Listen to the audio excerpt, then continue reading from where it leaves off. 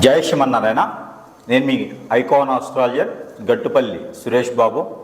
అయితే మనకి ఈ శుక్రగ్రహము అంటే గ్రహాలు 9 ఉంటాయి.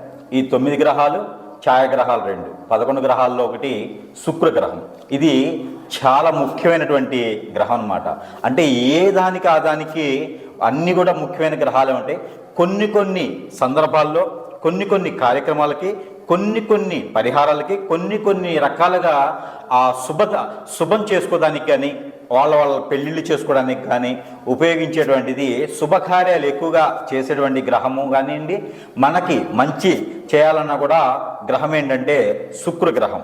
ఈ శుక్రగ్రహం అనేది ఇప్పుడు మనకి డిసెంబర్ 29న మనకి మకర రాశి నుంచి కుంభరాశికి మారిపోతుంది. ఈ కుంభరాశిలోకి రావడం వలన మనకి ఎప్పుడో ఎన్నాళ్ళ నుంచో ఎదురు చూసేటువంటి ఈ మకర రాశిలో నుంచి ఈ కుంభరాశికి ఈ యొక్క శుక్రగ్రహం రావడం అనేది ద్వాదశ రాశులు అన్నిటికి కూడా శుభం అశుభాలు రెండూ ఉంటాయి. అందులోనూ మనకి ఏ రాశికి శుభం ఉంటుంది, ఏ రాశికి అశుభం ఉంటుంది, ఏ రాశికి మిశ్రమ ఫలితాలు ఉంటాయి అనేది మనం తెలుసుకోవచ్చు. అసలు ముఖ్యంగా ఈ శుక్రగ్రహం అనేది చాలా గొప్పదనమాట. ఎందుకంటే మానవ జీవనానికి శుక్రగ్రహం అనేది చాలా ఉన్నతమైనటువంటి స్థానం, ఉన్నతమైనటువంటి పరిస్థితి, ఉన్నతమైనటువంటి డిగ్రీస్లో గనక ఈ శుక్రగ్రహం ఉన్నట్లయితే వాళ్ళకి అందరికీ కూడా అష్ట ఐశ్వర్యాలు కూడా కలిగేందుకు ఆస్కారం ఉంటుంది. నైట్ లాటరీ టికెట్ తగిలినట్ట అంత విధిగా కూడా ఈ యొక్క శుక్రగ్రహం అనేది ఉంటుంది. కావున ఈ శుక్రగ్రహ ఫలితాలు ఆ ప్రతిఫలితాలు ఎలా ఉంటాయి అనేది మరి ఇప్పుడు రాసుల వారిగా చూద్దాం. అయితే మనకి ఏదైతే శుక్రగ్రహం ఉందో ఈ శుక్రగ్రహం మారడం అనేది కొన్ని రాసులకి అదృష్టం అని చెప్పొచ్చు. అందులో ఒకటి సింహరాశి. ఈ సింహరాశి వాళ్ళకి శుక్రగ్రహానికి సంబంధించినటువంటి దోషాలు పరిహారాలు చూద్దాం ఒకసారి ఎట్లా ఉన్నాయో. అయితే ఈ శుక్రగ్రహం అనేది మకర రాశి నుంచి కుంభరాశికి అనేది మారడం జరుగుతూ ఉంది. ఈ మారిన తరుణంలో ఈ యొక్క సింహరాశి వాళ్ళకి తద్మేర బాగుంటుందని చెప్పుకోవచ్చు. ఎంత బాగుంటుందంటే ఎప్పటి నుంచో మీరు జాబ్ కోసం ఏదైనా ఎదురు చూస్తున్నారా? ఎప్పటి నుంచో మీరు విదేశానికి ఏమైనా ప్రయత్నం చేస్తున్నారా? పెళ్ళిళ్ళు ఇంకేమైనా మీకు అవ్వలేదా?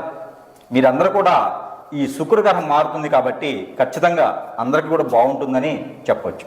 ఎందుకంటే ఈ శుక్రగ్రహం అనేది వీటన్నిటి కూడా ఆర్థికంగాను, ఆరోగ్యపరంగాను, విదేశానికి, అలానే మ్యారేజెస్లోను, అలానే మనకి ఎన్ని రకాల దోషాలున్నా ఎన్ని రకాల పరిహారాలన్నా చేస్తాడు. అయితే ఈ శుక్రగ్రహ పరిహారం ద్వారా, ఈ శుక్రగ్రహ శోభ ద్వారా, ఈ శుక్రగ్రహ మార్పిడి ద్వారా కూడా ఈ సింహరాశి వాళ్ళకి తత్మేర కొంతవరకు బాగుందని చెప్పుకోవచ్చు. అయితే మనకి ఎంతవరకు అంటే ఎప్పటి నుంచో ఎదురు చూస్తున్నటువంటి జాబు మీకు రావచ్చు. మీరు ఏదైనా ప్రయత్నం చేసి ఉండి వదిలేసినటువంటి జాబులు కూడా మీకు వచ్చేదానికి అదృష్టం ఉంది. తద్మేర విదేశానికి ఎవరైనా ప్రయత్నం చేస్తున్నటువంటి సింహరాశి వాళ్ళు ఉంటే ఈ శుక్రగ్రహం వల్ల కూడా మంచి జరిగేసి మీరు వెళ్ళేదానికి ఆస్కారం ఎక్కువ కనిపిస్తూ ఉంది. అయితే దక్షిణ వైపున ఉన్నటువంటి కంట్రీస్ ఏవైతే ఉంటాయో ఈ కంట్రీస్కి ఎక్కువ వెళ్ళే ఆస్కారం ఉంది. కాబట్టి తత్మేర సింహరాశి వాళ్ళు దక్షిణం అంటే సౌత్ సైడ్ ఉన్నటువంటి కంట్రీస్ మీరు ప్రయత్నం చేస్తే ఖచ్చితంగా మీరు వెళ్ళేదానికి ఆస్కారం ఎక్కువ ఉంటుంది. ఎందుకంటే శుక్ర భగవానుడి యొక్క కృప అనేది మీ మీద బాగుంది కాబట్టి ఆ మేర ప్రయత్నం చేయండి. ఇంటర్వ్యూలు కూడా మీరు ఈ వీసా సంబంధించినటువంటి ఇంటర్వ్యూలో కూడా మీరు పాస్ అయ్యేదానికి ఎక్కువ ఆస్కారం ఉంది. అయితే పెళ్ళయి ఎన్నో సంవత్సరాలు అయి ఉంటుంది. పిల్లలు పుట్టినటువంటి పరిస్థితుల్లో మీకు ఆరోగ్యరీత్యా నిజంగానే ప్రాబ్లం ఉంది అంటే ఓకే, లేదు గ్రహరీత్యా ఏదైనా దోషం ఉంది అంటే కనుక ఖచ్చితంగా మీరు ప్రయత్నం చేస్తే ఈ శుక్రుడు మారుతున్నాడు కాబట్టి పిల్లలు కూడా పుట్టేటువంటి ఆస్కారం అదృష్టం కూడా ఉంటుంది. కాబట్టి ఆ మేర మీరు ప్రయత్నం చేయండి. ఖచ్చితంగా మీకు పిల్లలు పుట్టే అదృష్టం కూడా కనిపిస్తుంది. ఆడవాళ్ళ దోషం ఉన్నా మగవాళ్ళ దోషం ఉన్నా కూడా కనపడుతుంది. కాకపోతే మీరు ఒక 11 రోజుల మనకి ఇంగువ అని ఉంటుంది. ఈ సింహరాశి వాళ్ళకని పర్టికులర్గా ఇంగువ అని ఉంటుంది.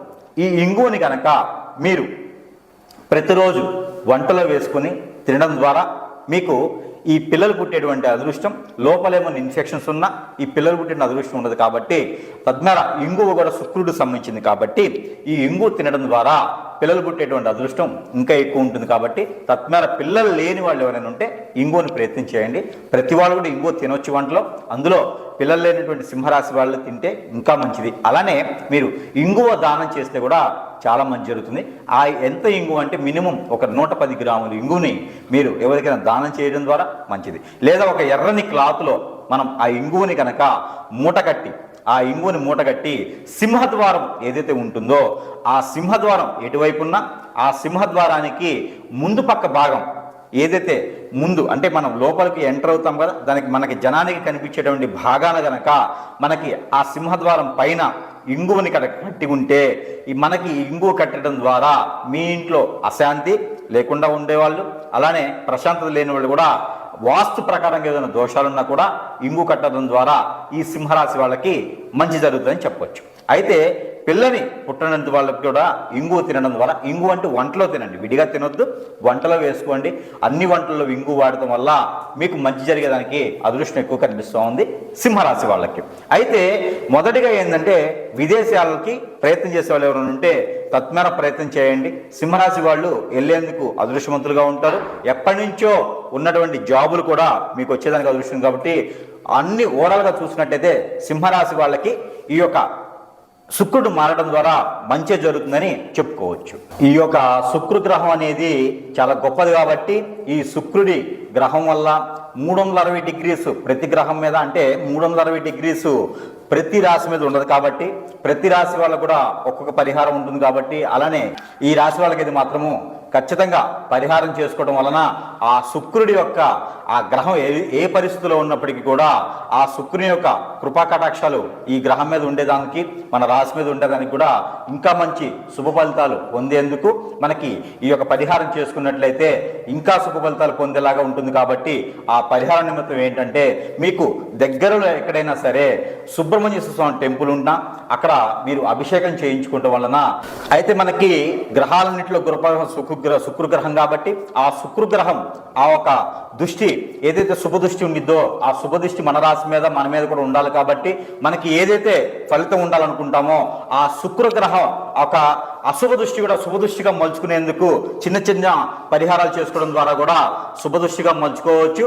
ఆ ఒక నిమిత్తంగా పరిహార నిమిత్తంగా ఏంటంటే సుబ్రహ్మణ్యేశ్వర స్వామి వారికి మీరు కుదిరినప్పుడు ఎప్పుడైనా బుధవారం కానీ, మంగళవారం కానీ, ఆదివారం కానీ మీకు దగ్గరలో ఉన్నటువంటి సుబ్రహ్మణ్యేశ్వర స్వామి ఆలయం ఉంటే కనుక అక్కడ పంచామృత అభిషేకం అనేది చేసుకోవడం వలన కూడా మీకు శుక్ర దృష్టి ఏదైతే ఉందో, కలత్ర దోషం ఏదైతే ఉందో ఇవన్నీ కూడా తొలగిపోయేందుకు ఆస్కారం ఎక్కువ ఉంటుంది.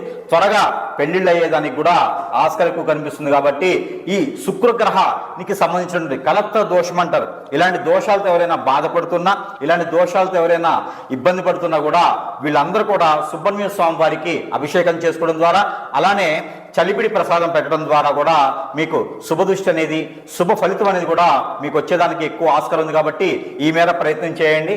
అందరూ అదృష్టవంతులు అవ్వాలని నేను కోరుకుంటా ఉన్నాను.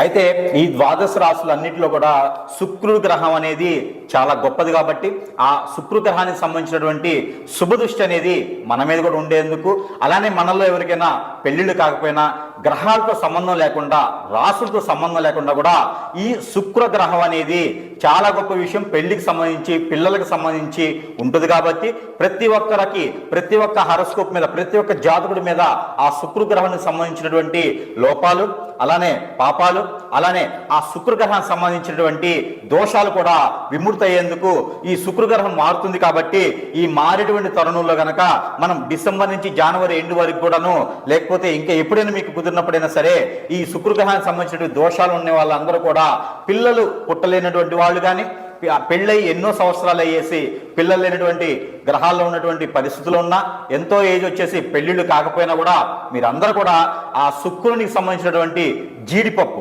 ఏదైతే మనకి కాజు అంటామో ఈ జీడిపప్పును కనుక మనము దానం ఇచ్చినట్టయితే, లేదా శుక్రగ్రహం మీద కనుక నవగ్రహాల మండపంలో శుక్రగ్రహం అని ఉంటుంది, ఆ శుక్రగ్రహం మీద 1 కిలో పావు జీడిపప్పు తీసుకొని కనుక మనం అక్కడ ఆ స్వామివారికి పోచినా కూడా, ఆ గ్రహం మీద సమర్పించినా, లేకపోతే నైవేద్యం పెట్టినా, లేదా అక్కడ ఏదైనా పంతులు గారు ఉంటే ఆ పంతులు గారికి దానం ఇచ్చినా కూడా మీకు మంచి జరిగేదానికి ఆస్కారం ఉంటుంది. మీకు పిల్లలు పుట్టేదానికి కూడా, పెళ్ళయ్యి పిల్లలు పుట్టిన వాళ్ళు ఎవరైనా ఉంటే, ఈ శుక్ర దోషంతో బాధపడుతున్న వాళ్ళు ఎవరైనా సరే ఈ శుక్రగ్రహానికి దానం గనక ఏదైతే మనం జీడిపప్పు దానం చేస్తామో, ఈ జీడిపప్పు కానీ జీడి గుళ్ళు కానీ అలానే ఈ జీడి గింజల దానం అయినా మనం చేసుకోవచ్చు. జీడి గింజలు అయితే మాత్రము 21 మినిమం తీసుకొని దానం చేయాలి. జీడి గింజల కన్నా కూడా జీడిపప్పు దానం చేయడం ద్వారా వాళ్ళు తినేందుకు ఆస్కారం ఉంటుంది కాబట్టి మరీ ఎక్కువ ఫలితం మన మీద ఉంటుంది కాబట్టి ఖచ్చితంగా ప్రతి ఒక్కరు కూడా ఈ జీడిపప్పు 1 కిలోంబావు తగ్గకుండా బ్రాహ్మణత్వుడికి కానీ లేదా నవగ్రహాల్లో శుక్రగ్రహానికి కానీ సమర్పించినట్టయితే మనలో ఉన్నటువంటి ఆ గ్రహానికి సంబంధించినటువంటి అశుభ దృష్టి కూడా శుభ దృష్టిగా మలుచుకునే దానికి ఆస్కారం ఎక్కువగా ఉంది కాబట్టి ప్రతి ఒక్కరు కూడా ఈ మేర ఈ యొక్క దానం చేసుకొని అందరూ కూడా సుఖశాంతులతో ఉండాలని నేను కోరుకుంటా ఉన్నాను. అయితే మనకిప్పుడు చూసినట్లయితే ఏదైతే మనకి శుక్రుడికి సంబంధించినటువంటి లోపాలు ఉన్నాయో, శుక్రుడికి సంబంధించిన దోషాలు ఉన్నాయో, వీళ్ళలో ఉన్నటువంటి రుమ్మతులు ఎలా ఉంటాయంటే కాలసర్ప దోషము, అలానే నాగప్ప దోషము, అలానే పూర్వీకుల శాపము, అలానే గనక మనకి కుజ దోషము, అలానే మనకి కలత్ర దోషం అంటారు. అలా అంటే కలత్ర దోషం అంటే శుక్ర దోషం. ఎలానో మనకి శుక్రుడు మారుతున్నాడు, మకర రాశి నుంచి కుంభరాశికి శుక్రుడు మారుతున్నాడు కాబట్టి ఈ మారేటువంటి తరుణంలో ఏదైతే మనకి రోజులు ఉన్నాయో ఈ రోజుల్లో కూడా మనకు మంచి జరిగేలాగా మన దగ్గర ఏంటంటే ఈ యొక్క నాగమణి అని ఉంటుందండి. ఇది వచ్చేసి నాగమణి, దీని పేరు నాగమణి అంటారండి. ఇలా చూడండి, ఎవరికైనా ఐడియా ఉంటుంది, ఇది నాగమణి. ఈ యొక్క నాగమణి అనేది మనకి మీకు ఎలాంటి దోషాలు ఉన్నప్పటికీ కూడా, అంటే కలత్ర దోషాలున్నా లేదా శుక్ర దోషాలున్నా లేకపోతే నాగదోషాలున్నా కూడా మీకు ఈ నాగమణి అనేది తీసుకొని కనుక ఇంటికి కట్టినా లేకపోతే మనకి దిష్టి తీసుకున్న క్లాక్ వైజ్గా ఇలా పెట్టుకొని ఈ నాగమణిని ఇలా పెట్టుకొని ఇలా క్లాక్ వైజ్ అంటే ఇలా కనుక మనకి కాళ్ళ దగ్గర నుంచి తల వరకు కూడా ఇలా 7 టైమ్స్ తీసేసి ఎక్కడైనా దూరంగా ఉన్నటువంటి పొదల చెట్ల దగ్గర దీన్ని కాల్ చేస్తే గనక మనలో ఉన్నటువంటి దోషం ఏదైతే శుక్రుడికి సంబంధించిన దోషం ఉందో ఆ దోషాలన్నీ కూడా పటాపంచలేదానికి ఎక్కువ ఆస్కారం ఉంది. కాబట్టి ప్రతి ఒక్కరు కూడా ఈ నాగం అనేది మీకు దగ్గరలో ఉన్నటువంటి మనకి దగ్గరలో ఉన్నటువంటి ఎక్కడంటే పూజా సామాగ్రి స్టోర్స్లో కానీ మీకు దొరుకుతాయండి. ఎక్కడైనా మీరు ఆర్డర్ పెట్టుకుని తెప్పించుకోవచ్చు. ఈ నాగమణి ఒకటి ఉంటే మీకు ఎన్ని రకాల దోషాలు ఉన్నా కూడా అవి దాదాపుగా 90% దోషం అనేది తొలగేదానికి ఎక్కువ ఆస్కారం ఉంటుంది. ఎన్నో లక్షల రూపాయలు పెట్టేసి మీరు హోమం చేయించినటువంటి ఏదైతే ప్రతిఫలం ఉంటుందనుకుని మీరు చేస్తారో అదే ప్రతిఫలము ఈ యొక్క నాగమణి ద్వారా కూడా తీసుకోవచ్చండి. ఇది ఎవరికి వాళ్ళే దిష్టి తీసుకోవచ్చండి. ఇది మేమైతే కూడా మంత్రం ఇచ్చి పంపించడానికి ఎక్కువ ఆస్కారం ఉంటుంది. కాబట్టి ఈ నాగమణి అనేది మాత్రము మీరు ఇంట్లో తీసుకున్నా కూడా, ఇంటికి ఏమన్నా నరదిష్టి ఉన్నా కూడా, దక్షిణ వైపు భాగాన ఏదైనా వాస్తు ప్రకారంగా దోషం ఉన్నా కూడా ఈ నాగమణి అనేది గనక మనకి సింహద్వారాన్ని కట్టినట్టయితే ఇంట్లో ఉన్నటువంటి వాస్తు ప్రకారంగా దోషాలున్నా కూడా తొలగిపోయేదానికి ఎక్కువ ఆస్కారం ఉంటుంది. కాబట్టి మీరు ఈ మేర ప్రయత్నం చేయండి. అందరూ కూడా సుఖశాంతులతో ఉండాలని నేను కోరుకుంటా ఉన్నాను.